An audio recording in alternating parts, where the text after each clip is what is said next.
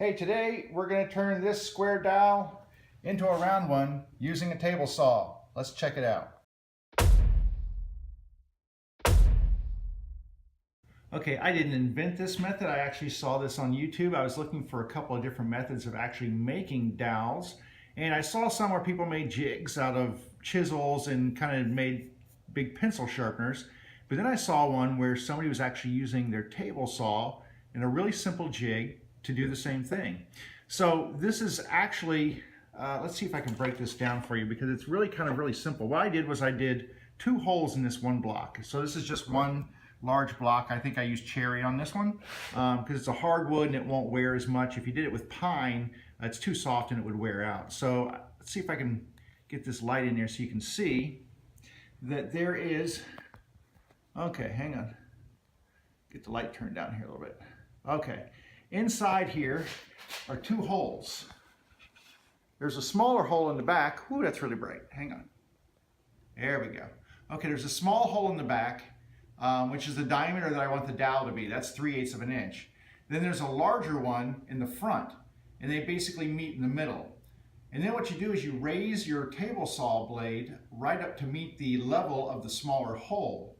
So as you spin the square dowel in the larger hole, it basically eats away the wood and turns it down, kind of like a lathe, turning it down to a size that I want, which is 3/8 of an inch.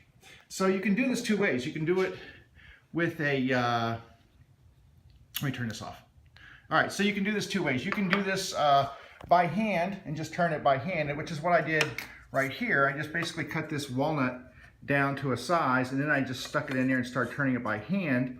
And you can do that, but there's a faster way to do it, which is to actually put this in a drill and let the drill do the turning as you push it through, which is what I wanted to do. That's why I turned this tenon by hand, and then I'm going to stick this part in my drill, and then I'm going to go ahead and push it through the other side. So hang on just a minute, and I'll show you how I do that.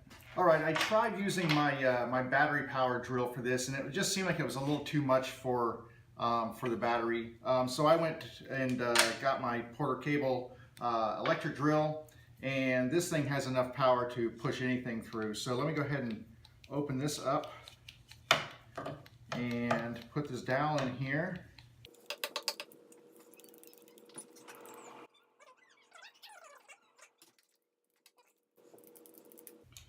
All right, so I got this chucked up in the drill, and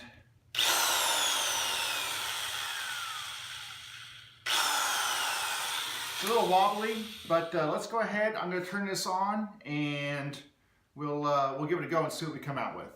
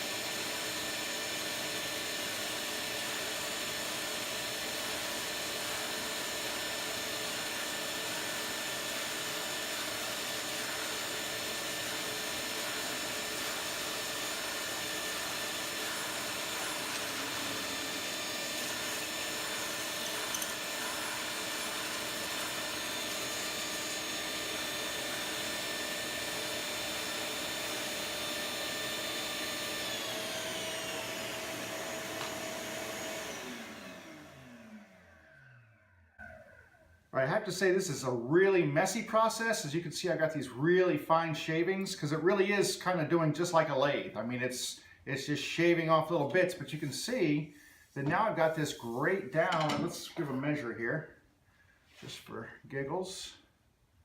And I'm exactly 3/8 of an inch. So that is exactly perfect.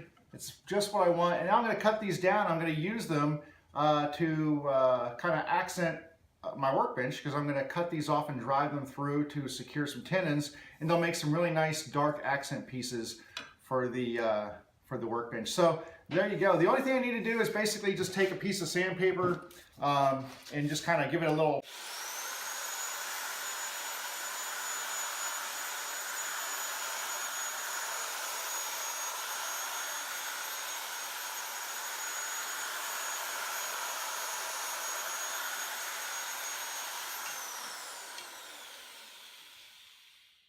All right, this is every bit as good as something you would find in your home store or your, you know, any place where you would buy a dowel, like a craft shop or a home store. This is every bit as good, and it's actually much more accurate than those. Some of those, the tolerances aren't very good. This is exactly 3/8, so I can drill me some holes and know that these are going to fit exactly. So there you go. If you need dowel rods and you have some spare stock, all you need is a table saw, a couple of holes, and a block of wood. Instant dowel rods. So there you go. I hope that helps. Just stay safe.